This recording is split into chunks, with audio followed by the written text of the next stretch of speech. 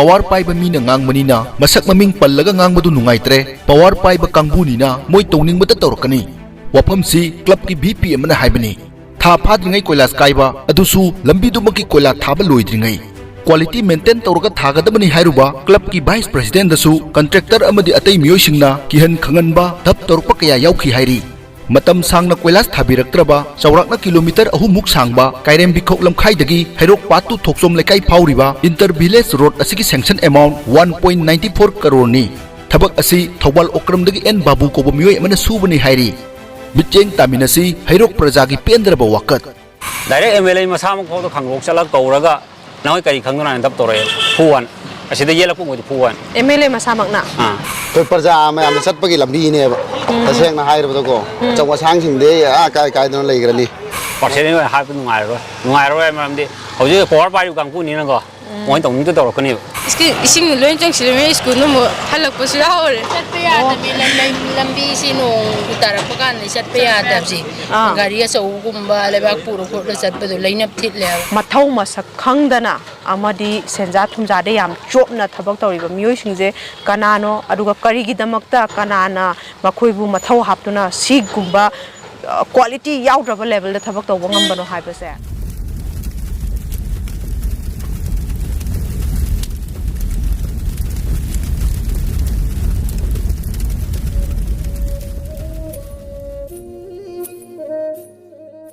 Oza akoina uzariba lambi je akoina sum pau tajab da duga hana sum mayamna khoida pau phaubirakpa matamda tha ahum sudringi da kaigi hayeba tha ahum nate ama tha ama phadringi da kaigraba tha ama phadringi kaigre andu badnam de aina genti na thin bane andagi yopa a de jampan thin bana na propaganda taungi Ozana genti na thillaga na mafam kaya ra thinduino yopa na tawraga na mafam kaya ra tawduino momdi akhoi ngasai lakpa matam da mafam da sumaina kai hauri eba adudi propaganda je kana na tawli je moi kare worker sing hai tarin thekadar je maming khangbibra work agency maming khangbibra agency du di khangjadre thekadar di khani kana babu haujiki thekadar do adugi details ti khangbibra mafam je thare baje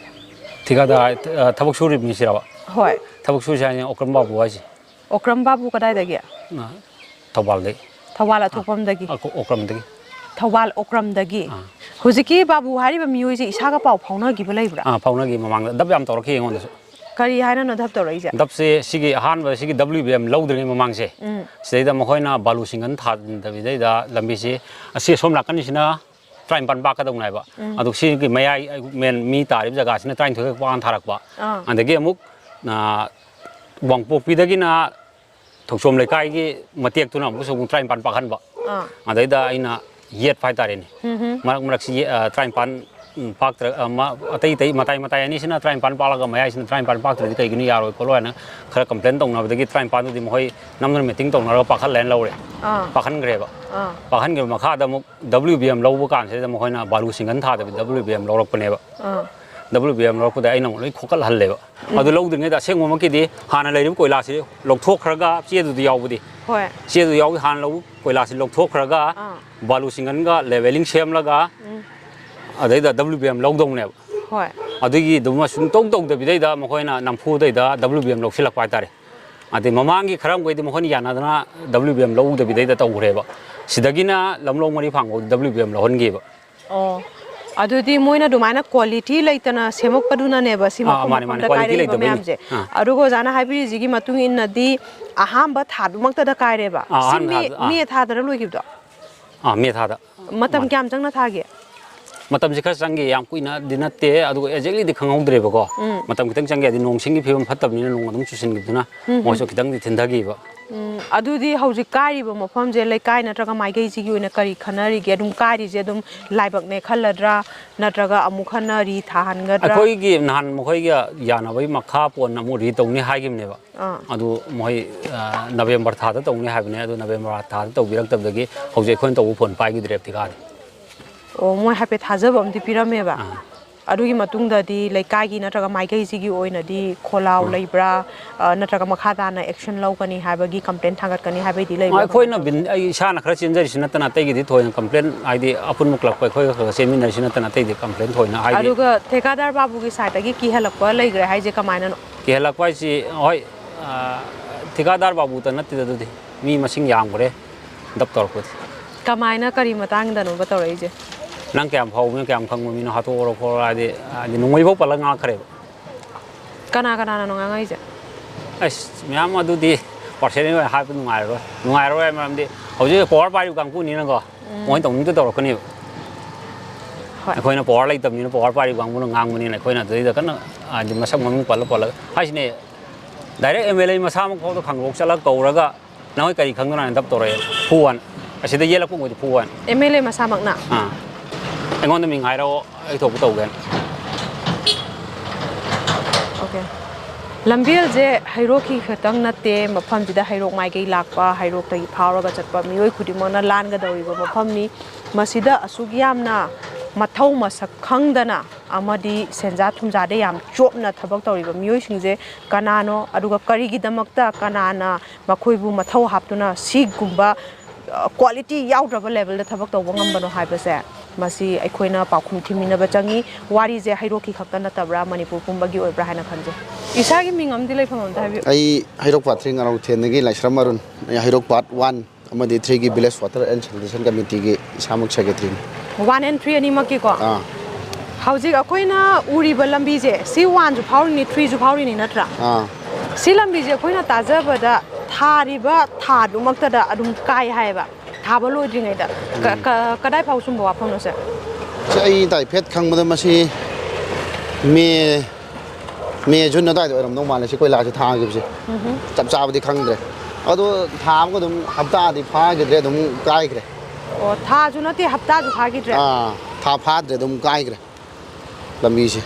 okay ꯑꯗꯨꯗꯤ ꯑꯗꯨꯒꯤ ꯃꯇꯥꯡꯗ ꯊꯦꯀꯥꯗꯥꯔꯗꯨꯗ ꯀꯣꯟꯇ꯭ꯔꯦꯛꯇꯔꯗꯨꯗ ꯄꯥꯎ ꯐꯥꯎꯕꯤꯕ ꯂꯩꯕ꯭ꯔꯥ ꯅꯠꯇ꯭ꯔꯒ ꯑꯇꯣꯞꯄ ꯑꯣꯊꯣꯔꯤꯇꯤꯗ ꯀꯝꯄ꯭ꯂꯦꯟꯒꯨꯝꯕ ꯊꯥꯡꯒꯠꯄ ꯑꯗꯨ ꯂꯩꯕ꯭ꯔꯥ ꯑꯩꯈꯣꯏꯅ ꯑꯗꯨꯝ ꯇꯥꯖꯕꯗ ꯑꯩꯈꯣꯏꯒꯤ ꯑꯣꯛꯇꯣꯕꯔ ꯊꯥ ꯑꯗꯨꯋꯥꯏꯗ ꯀꯣꯏꯂꯥꯁꯦ ꯑꯃꯨꯛ ꯍꯟꯒꯅꯤ ꯍꯥꯏꯕ꯭ꯔꯥ ꯀꯩꯅꯣꯝꯃꯗꯤ ꯇꯥꯒꯤ ꯑꯗꯨ ꯍꯧꯖꯤꯛ ꯅꯣꯕꯦꯝꯕꯔ ꯂꯣꯏꯁꯤꯜꯂꯦ ꯗꯤꯁꯦꯝꯕꯔ ꯆꯪꯉꯛꯑꯦ ꯑꯗꯨ ꯍꯧꯖꯤꯛ ꯐꯥꯎꯕ ꯍꯟꯕꯒꯤ ꯃꯃꯤꯗꯤ ꯎꯗ꯭ꯔꯦ ꯑꯇꯣꯞꯄ ꯏꯁꯥꯅ ꯊꯦꯀꯥꯗꯥꯔꯒꯗꯤ ꯄꯥꯎ ꯐꯥꯎꯅꯕ ꯂꯩꯕ꯭ꯔꯥ ꯑꯗꯨꯒꯨꯝꯕꯗꯤ ꯂꯩꯇꯦ ꯑꯩꯈꯣꯏ ꯂꯣꯀꯦꯜ ꯀ꯭ꯂꯕꯁꯤꯡ ꯑꯗꯒꯤ ꯑꯩꯈꯣꯏꯅ ꯑꯗꯨꯝ ꯇꯥꯕꯗ ꯍꯩꯔꯣꯛ ꯑꯄꯨꯟꯕ ꯀ꯭ꯂꯕ ꯍꯥꯏꯅ ꯑꯩꯁꯨ ꯑꯗꯨꯒꯤ ꯋꯥꯆꯞ ꯒ꯭ꯔꯨꯞꯇꯨꯗ ꯅꯍꯥꯟ ꯑꯩꯈꯣꯏ ꯍꯥꯏꯐꯦꯠ ꯃꯃꯥꯡꯗ ꯑꯩꯈꯣꯏꯅ ꯇꯥꯕꯗꯗꯤ ꯊꯤꯀꯥꯒ ꯄꯥꯎ ꯐꯥꯎꯅꯔꯦ ꯈꯣꯠꯂꯦ ꯑꯩꯈꯣꯏ ꯑꯣꯛꯇꯣꯕꯔ ꯊꯥꯗ ꯀꯣꯏꯂꯥ ꯑꯃꯨꯛ ꯍꯜꯂꯒ ꯊꯥꯅꯤ ꯈꯣꯠꯀꯅꯤ ꯍꯥꯏꯕꯒꯤ ꯑꯗꯨꯒꯨꯝꯕꯗꯤ ꯍꯥꯏꯐꯦꯠ ꯇꯥꯒꯤ ꯑꯗꯨꯒꯤ ꯃꯈꯥ ꯇꯥꯕꯗꯤ ꯊꯣꯏꯅ ꯇꯥꯗ꯭ꯔꯦ ꯃꯅꯤꯄꯨꯔꯁꯦ ꯏꯂꯦꯛꯁꯟ ꯑꯃ ꯍꯦꯛ ꯂꯣꯏꯈꯤꯕꯒ ꯃꯊꯪ ꯏꯂꯦꯛꯁꯟ ꯍꯦꯛ ꯅꯪꯅꯕꯒꯤ ꯃꯔꯛꯁꯦ ꯅꯠꯇ꯭ꯔꯒ ꯏꯂꯦꯛꯁꯟ ꯅꯛꯁꯜꯂꯛꯄꯒꯤ ꯃꯇꯝꯁꯦ ꯃꯊꯪꯏꯂꯦꯛꯁꯟ ꯐꯥꯎꯗꯤ ꯆꯠꯇꯅꯕ ꯏꯂꯦꯛꯁꯟ ꯅꯛꯁꯜꯂꯛꯄ ꯃꯇꯝꯁꯤꯗ ꯍꯦꯛꯇ ꯀꯣꯏꯂꯥ ꯊꯥꯕꯒꯤ ꯑꯗꯨꯒ ꯍꯥꯏꯗꯤ ꯆꯍꯤ 3-4 ꯑꯣꯏꯇꯥꯔꯁꯨ ꯆꯠꯅꯕꯤꯗ ꯆꯍꯤ 3-4 ꯆꯠ ꯇꯥꯔꯒꯗꯤ ꯌꯥꯔꯦ ꯀꯥꯏꯅ ꯈꯟꯅꯩꯌꯦꯕ ꯑꯐꯕ ꯄꯣꯠꯇꯤ ꯅꯠꯇꯦ ꯑꯗꯨꯃꯥꯏꯅ ꯈꯟꯅꯩ ꯑꯗꯣ ꯊꯥ ꯑꯃꯇꯪꯗ ꯀꯥꯏꯔꯛꯄ ꯉꯝꯕ ꯍꯥꯏꯁꯤꯗꯤ ꯃꯅꯤꯄꯨꯔ ꯃꯅꯨꯡꯗꯁꯨ ꯑꯃꯨꯛ ꯔꯦꯀꯣꯔꯠ ꯑꯣꯏꯔꯛꯇꯣꯏꯅꯦꯕ ꯁꯤꯒꯤ ꯃꯇꯥꯡꯗ ꯀꯔꯤ ꯐꯥꯎꯕꯤꯒꯦ ꯃꯔꯝꯗꯤ ꯊꯥꯔꯤꯕ ꯀꯣꯏꯂꯥ ꯆꯪꯉꯤꯕ ꯂꯦꯕꯔ ꯇꯦꯛꯁ ꯄꯦꯌꯔ ꯑꯩꯈꯣꯏꯒꯤ ꯄꯩꯁꯥꯗꯒꯤ ꯑꯣꯏꯗꯣꯏꯅꯦꯕ ꯅꯠꯇ꯭ꯔꯥ ꯂꯦꯞꯃꯤꯟꯅꯔꯤꯕ ꯑꯩꯈꯣꯏ ꯃꯌꯥꯝꯁꯤꯒꯤ ꯄꯩꯁꯥꯗꯒꯤ ꯑꯣꯏꯗꯣꯏꯅꯤꯗꯅ ꯀꯔꯤ ꯐꯥꯎꯕꯤ ꯁꯨꯃꯥꯏꯅ ꯇꯧꯕꯁꯦ ꯇꯁꯦꯡꯅ ꯅꯨꯡꯗꯤ ꯅꯨꯡꯉꯥꯏꯇꯦ ꯁꯤꯒꯤ ꯂꯝꯕꯤꯁꯦ ꯁꯤꯗ ꯆꯠꯇ꯭ꯔꯁꯤ ꯑꯩꯈꯣꯏ ꯄ꯭ꯔꯖꯥ ꯃꯌꯥꯝꯅ ꯆꯠꯄꯒꯤ ꯂꯝꯕꯤꯅꯦꯕ ꯇꯁꯦꯡꯅ ꯍꯥꯏꯔꯕꯗꯀꯣ ꯑꯆꯧ ꯑꯁꯥꯡꯁꯤꯡꯗꯤ ꯀꯥꯏꯗꯅ ꯂꯩꯈ꯭ꯔꯅꯤ ꯃꯣꯏꯅ ꯏꯝꯐꯥꯜꯗ ꯅꯨꯡꯉꯥꯏꯅ ꯂꯩꯒꯅꯤ ꯑꯩꯈꯣꯏꯅ ꯈꯨꯡꯒꯪꯗ ꯋꯥꯅ ꯂꯝꯕꯤ ꯑꯀꯥꯏꯕꯁꯤꯗ ꯆꯠꯇꯅ ꯂꯩꯅꯤ ꯑꯗꯣ ꯑꯩ ꯁꯥꯏꯠꯇ ꯑꯩꯅ ꯍꯥꯏꯖꯅꯤꯡꯕꯗꯤ ꯑꯩꯈꯣꯏ ꯍꯩꯔꯣꯛꯀꯤ ꯂꯩꯔꯤꯕ ꯂꯣꯀꯦꯜ ꯀ꯭ꯂꯕ ꯑꯣꯔꯒꯅꯥꯏꯖꯦꯁꯟ ꯍꯥꯏꯕ ꯇꯥꯔꯦꯀꯣ ꯑꯗꯒꯤ ꯂꯣꯀꯦꯜ MLA ꯃꯥꯅ ꯑꯝꯇꯪ ꯊꯤꯀꯥ ꯇꯧꯔꯤꯕ ꯈꯣꯠꯂꯤꯕ ꯀꯧꯈꯠꯂꯒ ꯑꯦꯛꯁꯟꯗꯤ ꯈꯔ ꯂꯧꯈꯠꯍꯟꯅꯤꯡꯉꯤ ꯍꯣꯏ ꯂꯧꯈꯠꯂꯝꯕꯗꯤ ꯌꯥꯗꯤ ꯌꯥꯏ ꯑꯗꯣ ꯊꯣꯏꯗꯣꯛꯅ ꯑꯩ ꯑꯗꯨꯒꯤꯗꯤ ꯅꯣꯂꯦꯖꯇꯤ ꯂꯩꯇ꯭ꯔꯦ ꯑꯗꯣ ꯂꯝꯕꯤꯁꯦ ꯑꯝꯇꯪꯗꯤ ꯐꯖꯅ ꯁꯤ ꯃꯌꯥꯝꯅ ꯆꯠꯂꯤꯕ ꯅꯨꯡꯇꯤꯒꯤ ꯁꯤꯖꯤꯟꯅꯔꯤꯕ ꯂꯝꯕꯤꯁꯦ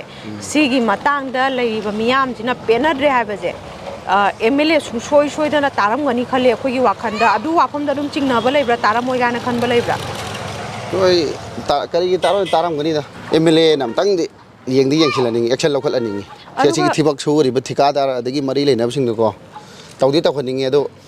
ꯊꯤꯀꯥꯗꯥꯔ MLA ꯁꯥꯏꯠꯇꯗꯤ ꯑꯣꯛꯇꯣꯕꯔ ꯊꯥꯗ ꯀꯣꯏꯂꯥꯁ ꯑꯃꯨꯛ ꯍꯟꯒꯅꯤ ꯍꯥꯏꯕ ꯀꯩꯅꯣꯝ ꯍꯥꯏꯐꯦꯠ ꯇꯥꯒꯤ ꯑꯗꯨꯒꯤ ꯃꯈꯥ ꯇꯥꯕꯗꯤ ꯈꯪꯗ꯭ꯔꯦ ꯇꯥꯈꯤꯗ꯭ꯔꯦ ꯅꯥꯗꯗꯤ ꯇꯥꯒꯤ ꯂꯝꯕꯤꯗꯗꯤ ꯇꯥꯔꯛꯇ꯭ꯔꯤꯑꯕ ꯇꯥꯔꯛꯇꯦ ꯍꯣꯏ ꯌꯥꯝ ꯅꯨꯡꯉꯥꯏꯖꯔꯦ ꯃꯤꯡ ꯀꯩ ꯀꯧꯒꯦ ꯁꯀꯨꯟꯇꯂꯥ ꯑꯗꯨꯗꯤ ꯏꯆꯦꯒꯤ ꯏꯆꯥꯅꯨꯄꯤ ꯑꯣꯏꯗꯣꯏꯔꯥ ꯀꯩ ꯀꯧꯒꯦ ꯃꯤꯡ ꯊꯥꯖꯃꯟꯕꯤ ꯀꯩ ꯍꯣꯠꯅꯕꯤꯔꯤꯒꯦ ꯍꯧꯖꯤꯛ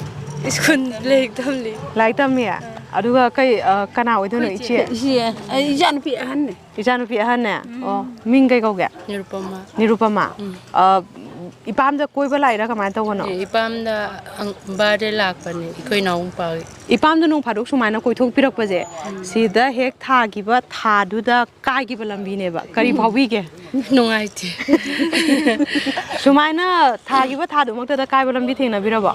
Tiang na tri. yung kai da pan bi ge Heirok tienda. Heirok Heirok Part-1. adum da di lambi kamai tawe Lambi phatte somna. adum su phatte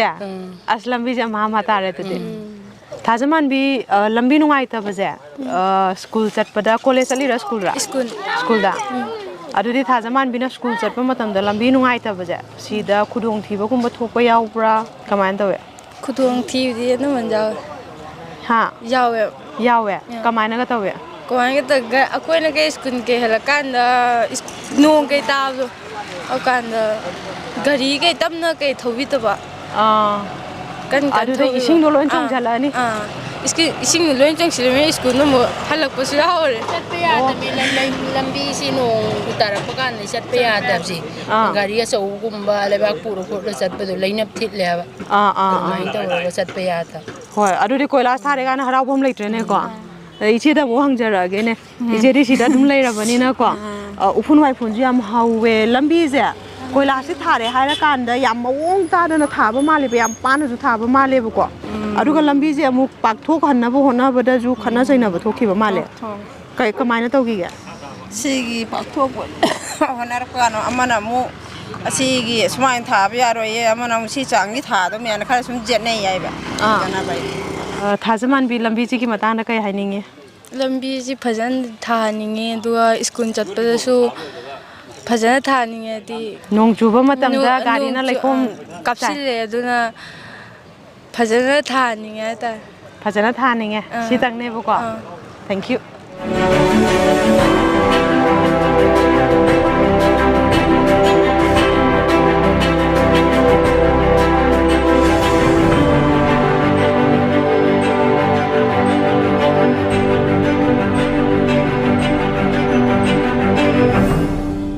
loisilakpada video sibu mityeng tabiri ba khuding makna isa isa gi wakhalon comment box ta thambiramu